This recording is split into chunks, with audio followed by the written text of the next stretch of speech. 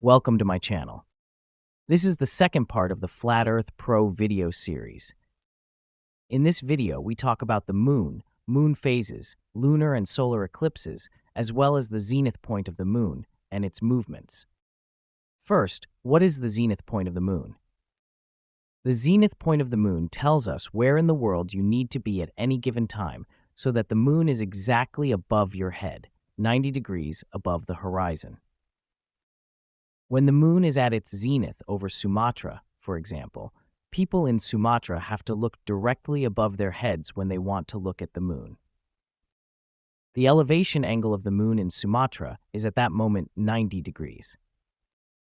The moon is 90 degrees above the horizon. The transition of the zenith point of the sun and the moon is common and generally accepted information. And you can find it on the website called Time and Date, for example. The Flat Earth Pro application always shows the zenith points of the sun and the moon in exactly the same place as the Time and Date website. Does the zenith point also tell us where the celestial body in question is? Is the zenith point the same thing as the location? I do not know that. But I do know that when I look at how the zenith points of the celestial bodies move, it seems that all celestial bodies circle above our world from east to west, including the moon.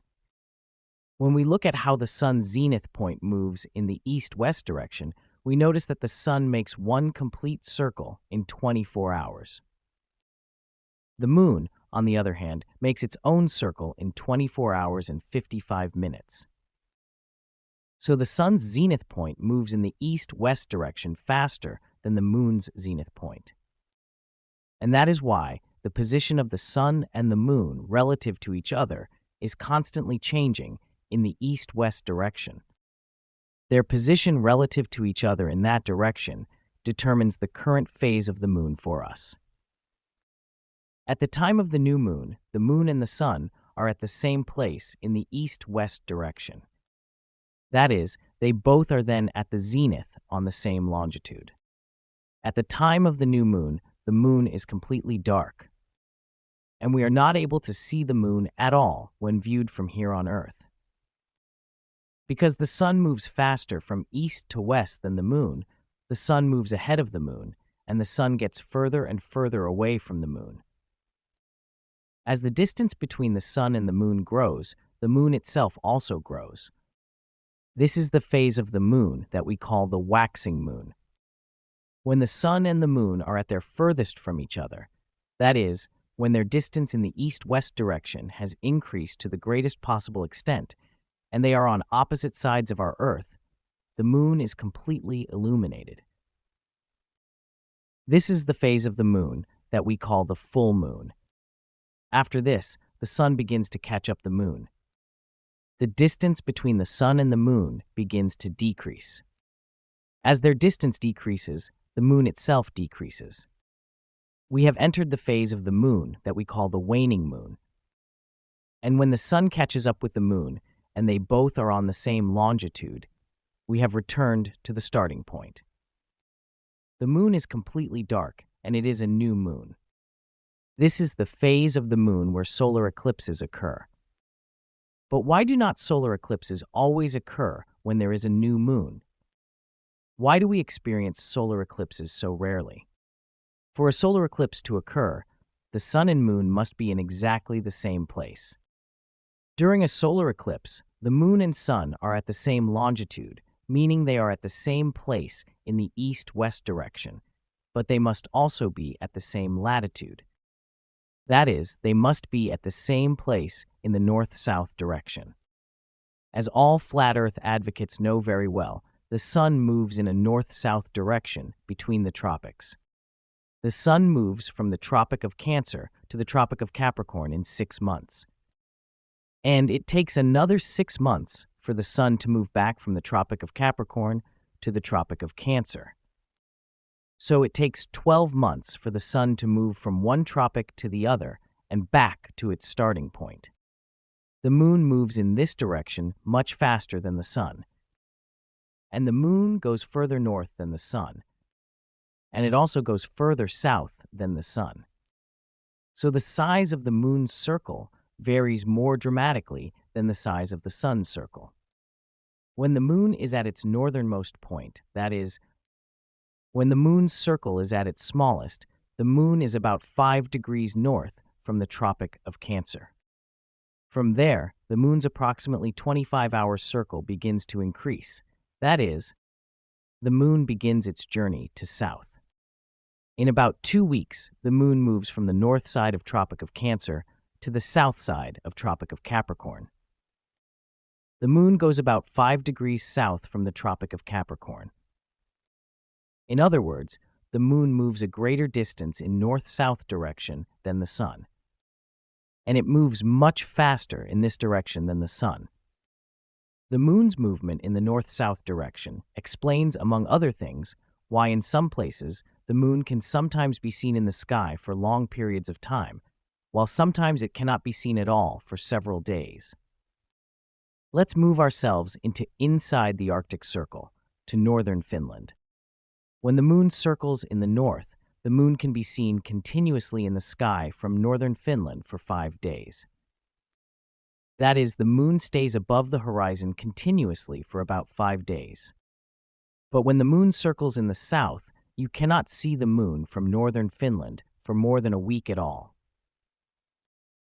That is, when the moon is in the south, the moon does not rise above the horizon in northern Finland for more than a week at all. I live in southern Finland myself. When the moon circles in the north, and when the moon is 5 degrees north of the Tropic of Cancer, the moon rises here 5 degrees higher in the sky than the sun ever does. The sun is at its highest in the sky here on June 21st when the sun circles on the Tropic of Cancer. Then, at noon, the sun's elevation angle is 53 degrees. When the moon circles 5 degrees north of the Tropic of Cancer, the moon's elevation angle here is at its highest 58 degrees. The phases of the moon change at different rates than what the moon moves from north to south and from south to north. So every time the moon rotates in the north, it's not always the same moon phase. Instead, it changes and varies. Sometimes when the moon rotates in the north, there is a new moon, sometimes a waxing moon, sometimes a full moon, and sometimes a waning moon. The same thing happens when the moon rotates in the south. The phases of the moon vary. Sometimes when the moon rotates in the south, there is a full moon, sometimes a new moon, sometimes a waxing moon, and sometimes a waning moon. But now let us get to lunar and solar eclipses. Let us talk about solar eclipses first. They occur, as I mentioned earlier, always at the time of the new moon. So the moon and the sun are then in the same place with each other in the east-west direction. But they must also be in the same place with each other in the north-south direction for a solar eclipse to occur. So a solar eclipse occurs when the zenith points of the sun and the moon meet each other. The sun, which is moving from east to west faster than the moon, moves behind the moon, and the new moon covers the sun from view. If you want to predict future solar eclipses using the Flat Earth Pro application, go through the upcoming dates when there is a new moon. Go to those dates and see if the zenith points of the sun and the moon are in the same place also in the north-south direction. If they are in the same place with each other in that direction, a solar eclipse will occur on that day. Simple, right? What about lunar eclipses? They are not as simple as solar eclipses. I do not know what causes lunar eclipses. But since I know that there is always a full moon during a lunar eclipse, and since I know that a lunar eclipse occurs when the sun and moon are in a certain position relative to each other, we can also predict future lunar eclipses using the Flat Earth Pro application. But in what position do the sun and moon have to be in relative to each other for a lunar eclipse to occur? Well, since lunar eclipses always occur during a full moon, and we know that the sun and moon are always on opposite sides of our world in an east-west direction at the time of a full moon, we know that the sun and moon must be farthest apart, meaning they must be on opposite sides of each other in that direction for a lunar eclipse to occur. But in what position do they have to be in relative to each other in a north-south direction for a lunar eclipse to occur? They both must be at the same distance from the equator, and they must be on opposite sides of the equator. So if the sun is at its zenith, 10 degrees north of the equator at the time of the full moon, the moon must be at its zenith 10 degrees south of the equator for a lunar eclipse to occur. Why do they have to be exactly on this position relative to each other for a lunar eclipse to occur? That is a great question, and I can't answer that question. I do not know what causes a lunar eclipse. I do not know what causes the moon to turn red. I do know it is not the shadow of our world. But even though I do not know the cause of a lunar eclipse, I do know what the positions of the moon and the sun must be relative to each other for a lunar eclipse to occur, so we can predict those also with the Flat Earth Pro application. Go to future dates when there will be a full moon. See if the sun and moon are at the same distance from the equator, so that another of them is north from the equator and the other is south from the equator. If their positions are as just described, a lunar eclipse will occur. That is all for now. In the next part of this video series, we will look at how the Antarctic 24-hour sun works in the biblical, flat, and motionless world. We will look at how far apart the sun's zenith point and the apparent position of the sun are sometimes from each other. Remember, you are here in this world for seeking the truth. That is the reason you are here. Your purpose in life is to find the truth of truths, and that truth is Jesus Christ. He is the only way to God. He is the truth we seek. He is also the key to eternal life. He is the way, the truth, and the life. Be blessed.